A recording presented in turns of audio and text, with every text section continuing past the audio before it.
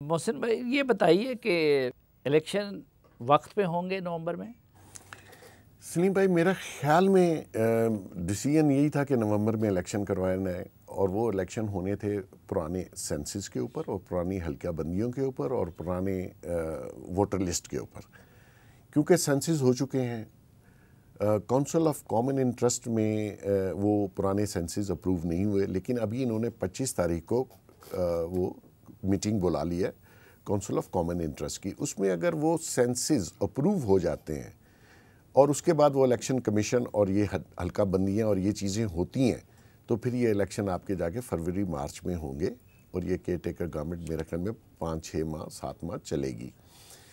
تو اس صورت میں کیونکہ اگر یہ انہوں نے وہ سینسز پاس نہ کروانے ہوتے تو یہ 25 کو میٹنگ نہ بلاتے۔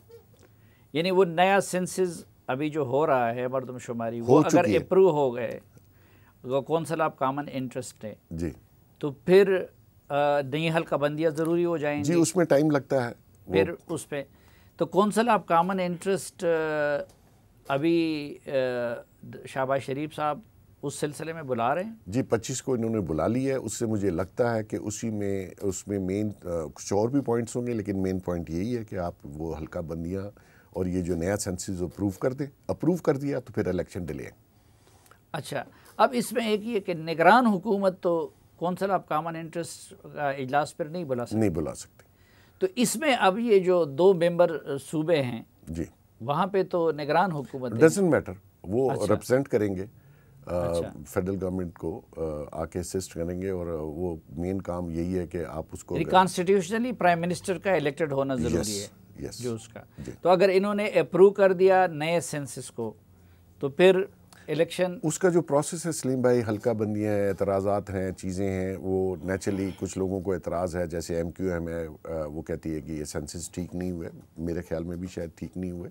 میں سمجھتا ہوں کہ اس میں بہت سی جگہ پہ وہ جو سینسز ہے، اگر آپ اس کی رپورٹ دیکھیں تو وہ سرپرائز لگتا ہے۔ اگر کراچی جیسے شہر کی گروتھ 16% ہے اور لاڑکانہ کی 37% ہے، تو یہ عجوبہ ہی لگتا ہے کہ آپ کراچی کی آبادی کم کر دیں اور گروتھ کون ہے جو جا کے گاؤں میں بسنا چاہتا ہے؟ سب لوگ تو بڑے شہروں میں آنا چاہتے ہیں۔ تو وہ جو حلقہ بندیاں ہوں گی وہ نیچرلی اس پہ اعتراضات ہوں گے، تو وہ ٹائم لگتا ہے، جا کے دسمبر میں یا نومبر میں اینڈ پہ جا کے یہ کمپلیٹ ہوگا۔ پھر اس کے بعد آپ کو پتہ ہے آدھا آپ کا یا پونا ملک جو ہے وہ برف باری میں ہوتا ہے، تو سردیوں میں برف باری میں الیکشن نہیں ہو پاتے۔ اچھا، ایک عجوبہ ہم نے دیکھا تھا 2018 کے سلیکشن یا الیکشن کی صورت میں، تو آپ کو کیا لگتا ہے کہ کمنگ الیکشن میں پی ٹی آئی کی کیا پوزیشن ہوگی؟ دوربین سے دیکھنی پڑے گی، ہوگی نہیں۔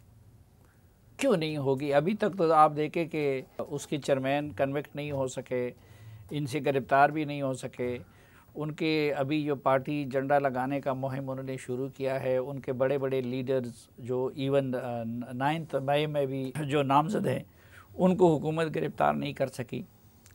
اچھا جی، اس میں سلیم بھائی بیسیکلی میرے کہنے کی دوربین سے دیکھنے کی یا ڈھونڈنے کی کوشش یہ تھی کہ یہ جو اپ کمنگ الیکشن ہوں گے، نیچرلی کوئی بھی پارٹی اپنا ایک پرائم منسٹر لے کے میدان میں اترتی ہے، تو اس وقت تک جب بھی الیکشن ہوں گے خان صاحب سکرین پہ نہیں ہوں گے، کیونکہ ان کے کیسز منطقی انجام تک پہنچ چکے ہوں گے۔ بہت سے کیسز ہیں جس میں یہ اوپن اینڈ شٹ کیسز ہیں، یہ اپنا ڈیفنس نہیں کر پائیں گے، اور جو دستاویزات ہیں یا جو وعدہ معاف گواہ بننے جا رہے ہیں لوگ، وہ بالکل سالڈ پروف ہیں، اور کچھ بھی ججز ان کو ریلیف دیتے رہیں، لیکن اینڈ آف دا ڈے آپ کو ان کیسز کو فیس کرنا ہے۔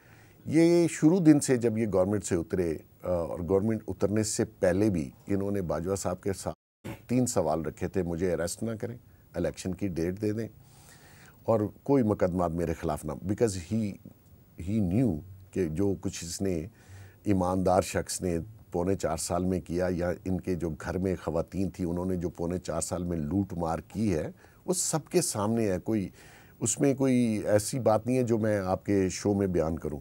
تو وہ چیزیں منطقی انجام تک پہنچنی ہیں، اور تب تک اگر پی ٹی آئی کے چیئرمین صاحب سزا یافتہ یا ڈسکوالیفائی یا ان کا کچھ ہوتا ہے، تو مجھے بتائیے یہ جو پی ٹی آئی ہے، یہ اس شخص کے مائنس کرنے کے بعد کون سی ہے؟ کون سا ووٹر ہے؟ کون سا سپورٹر ہے؟ آپ نے دیکھا نہیں جوتے جھوڑ کے یہ لیکن سب محسن بھاگے. صاحب ہم جیسے لوگوں نے حکومتوں کو صرف باہر سے دیکھا ہے, آپ نے اس پورے سسٹم کو اندر سے بھی دیکھ رہے ہیں اور دیکھا ہے. یہ ماضی میں ہم نے سنا ہے نواز شریف کے بارے میں بھی, مشرف صاحب کہتے تھے کہ اب بے نظیر اور نواز شریف کا کوئی وجود نہیں ہوگا, ختم ہوگا. اسی طرح بعد میں 2018 میں بھی اسٹیبلشمنٹ کا یہی ارادہ تھا کہ مسلم لیگ نون اور نواز شریف کو مائنس کر لیں, لیکن اور وہ بھی ظاہری بات ہے کہ نون لیگ نواز شریف کی ذات کے گرد ہے, پیپلز پارٹی بھٹو خاندان کے گرد ہے, باقی سب کچھ ہیں. تو اگر وہ ختم نہ ہو سکے اور آج دوبارہ اقتدار میں ہیں اور اب شاید دوبارہ اقتدار میں آ جائیں, تو یہ ہم کیسے کہہ سکتے ہیں کہ یہاں پہ جو اتنا کلٹ ہے ان پہ لوگ جان نچاور کرتے ہیں, تو وہ پارٹی کیسے ختم ہوگی؟ اچھا, پہلی بات تو یہ کہ آپ نے اس الیکشن کا پوچھا تھا, آپ نے فیوچر کا پوچھا نہیں تھا کہ عمران خان یا جو بھی اس کی جو پارٹی ہے, پارٹی آپ نے دیکھ لی ہے جس طریقے سے لوگ جوتے چھوڑ کے بھاگے اور کیا پریس کانفرنسز کی. میرے اگر وہ اگینسٹ ہیں یا میں ان کے اگینسٹ ہوں, مجھے آج بھی افسوس ہے کہ اس طرح لوگوں کو بھاگنا نہیں چاہیے تھا. جنہوں نے پاور انجوائے کی, 4.25 سال منسٹریز, گورنر اور سارا کچھ لیا, ایک رات وہ جیل میں نہیں کاٹ سکتے تھے لوگ, اور آپ نے دیکھ ہی لیا ہے سب کو. ہاں البتہ جو باقی پولیٹیکل پارٹی کی سچویشن ہے اور جو ان کی ہے, وہ اس لیے ہے کہ انہوں نے پارٹی بننے ہی نہیں دی, انہوں نے صرف اپنا فین کلب بنایا, اور وہ بھی موسٹلی سوشل میڈیا پہ. ابھی پورے پاکستان میں 9 مئی کو جو کچھ ہوا وہ آج تک کسی پولیٹیکل پارٹی نے نہیں کیا, اور جو کیا وہ آپ کے سامنے ہے, اور کتنے لوگ نکلے. یہ سوشل میڈیا پہ زیادہ ہیں, وہ بھی موسٹلی اوورسیز. یہ گالی گلوچ کر سکتے ہیں, ووٹ نہ یہ 2018 میں اپنی پاپولیرٹی اور ووٹ پہ جیتا تھا, نہ ابھی بھی جیت سکتا ہے. اس وقت بھی جو 2018 میں ہوا اور جس طریقے سے جتوایا گیا, RTS بند کی گئی, ٹیلی فون ٹاورز بند کیے گئے, اور اس کو 36-37 سیٹیں لوگوں کی چوری کر کے دی گئی, پھر بھی یہ گورنمنٹ نہیں بنا سکا. اور ٹی وی پہ روز آپ تو اس وقت ان کے ساتھ تھے, تو پیسہ بھی ان کے لیے خرچ کر رہے, تو آپ بھی یہ کہتے ہیں کہ جتوایا گیا؟ میں کہتا ہوں, بالکل کہتا ہوں, اور میں تو برملا کہتا ہوں. اس میں سلیم بھائی کچھ چھپانے والی بات نہیں ہے. اور ویسے بھی میں کسی کے پے رول پہ تو کام نہیں کرتا, میں تو لوگوں کو پے رول پہ رکھ سکتا ہوں اور رکھتا ہوں, وہ کوئی بھی ہو. تو مسئلہ یہ ہے کہ جو حقیقت ہے وہ بیان کرنی چاہیے. یہ شخص جس طریقے سے, یہ دیکھیں, یہ سیاست نہیں کر رہا. اور بھی ہے محسن بھائی کہ اس وقت آپ دیکھیں کہ ویسٹرن طاقتوں کی جتنی حمایت ان کو حاصل ہے, وہ نہ نواز شریف کے حصے میں آئی تھی, نہ زرداری کے حصے میں آئی تھی, نہ بے نظیر کے حصے میں آئی تھی. تو جب ویسٹرن طاقتیں جس بندے کے حق میں اسرائیل تک سے آوازیں اٹھ رہی ہوں, تو اس کو آپ کیسے مائنس کر سکتے ہیں؟ دیکھیں, وہ بہت سے لوگ مجھے سوال پوچھتے ہیں کہ جی آپ نے اس کو as a prime minister, prime پہ تھا, آپ کی دوستی بہت تھی, آپ نے چھوڑ دیا. کچھ کو تو میں ایکسپلین کر پاتا ہوں, کچھ کو نہیں کر پاتا. بیسیکلی اس نے جب تک ہمارے ساتھ دوستی تھی اور الیکٹ ہونے تک اس نے اپنے آپ کو کیموفلاج کیے رکھا, اس نے اپنی اصلیت ظاہر نہیں کی. یہ نیو کون کا حصہ تھا, یہ اسی لابی کا حصہ ہے. انہوں نے اس کو لانچ کیا اور بڑے ٹیکٹفلی لانچ کیا. اس وقت سلیم بھائی یہ ٹائم نہیں تھا کہ میں وہ پیچھے جا کے بیک گراؤنڈ, مجھے لوگوں نے بہت کہا, میرے باہر بھی بہت دوست ہیں, یہاں بھی. دیکھیں, جب بھی کسی بندے کو ایسی قوتیں لانچ کرتی ہیں کسی ملک میں, تو وہ ایک بیک گراؤنڈ لے کے چلتی ہیں. یہ جو شوکت خانم تھا, یہ چیریٹی ورک, اس کے بیک گراؤنڈ میں انہوں نے اس وقت لانچ کیا اس کو کہ یہ ایسا ایمانداری تو آپ کے سامنے آ گئی بھائی. ایک مفتبر آدمی ہے, لوگوں کی جیب پہ گزارا کرتا ہے. اس کی بیوی نے کہا یہ گھر کی گروسری, یعنی کہ گھر کا سودا سلف اپنے پیسوں سے نہیں لا سکتا, آپ اس کو ایماندار کہہ رہے ہیں, ٹھیک ہے جی. تو مقصد یہ تھا کہ انہوں نے جب لانچ کیا تو شوکت خانم کو اس کے بیک گراؤنڈ میں رکھا. اب آپ شوکت خانم پہ کیا کرٹیسزم کریں گے بتائیے؟ وہ جی شوکت خانم بنایا, اس نے بنایا, ہمیں پتہ کس نے بنایا. تو یہ لیگیسی وہ لے کے چل رہا تھا, اور ایک عام فہم میں تھا ایماندار ہے جی, پیسوں کی کرپشن نہیں. تو یہ فائنینشلی چلو جی کرپٹ نہیں ہے, مال لوگوں سے کھاتا ہے, پہنتا چلتا لوگوں کی گاڑیوں میں. تو جو مورل کرپشن تھی, جو آڈیوز نکلی, جو فلتھی ذہن تھا, اس کا گندا ذہن تھا, وہ آپ نے آڈیو میں نہیں سنا, لیکن لوگوں نے پھر بھی اس کو کیری کیا. اب میں 4 سال سے لوگوں کو کہہ رہا ہوں کہ اس کا نیو کون کا جو ایجنڈا ہے, یہ اس کا نمائندہ ہے. انہوں نے فائنینشیل اکانومی آپ کی تباہ کی. دوسرا ٹارگٹ تھا, وہ تھا آرمی. اور یہ آج سے نہیں ہے، یہ ان کے پلان کا حصہ ہے. انہوں نے بہت سے عرب ملکوں میں جہاں آرمی کمزور تھی ان کو وائپ آؤٹ کر دیا. ان کے پاس پیسے تھے، ہمارے پاس پیسے نہیں ہیں لیکن آرمی بڑی سٹرونگ ہے. ہمیں تباہ کرنے کے لیے ایسا ایک بندہ چاہیے تھا جس نے 9 مئی کو ایک چھوٹا سا، اس کا ذہن تھا کہ میں انقلاب لے آؤں گا اور لوگ GHQ میں اور سارے انسٹالیشنز آرمی کی پہنچ جائیں گے اور تباہ و برباد کر دیں گے. اللہ کو کچھ اور منظور تھا، اس نے بے نقاب ہونا تھا. آج میری بات سچ ہوتی ہے کہ وہی اسرائیل، وہی فارن قوتیں اس کی مدد کے لیے آئیں.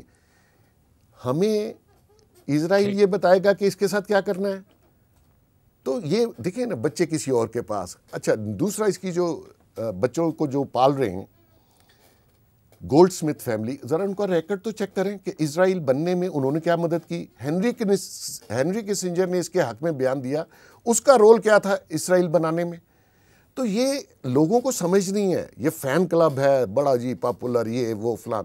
بھائی ووٹ پاپولیرٹی آپ کو ووٹ کے پڑھنے سے پتہ چلتی ہے، سوشل میڈیا پہ پتہ نہیں. یہ ابھی بھی پارٹی سوشل میڈیا پہ ہے.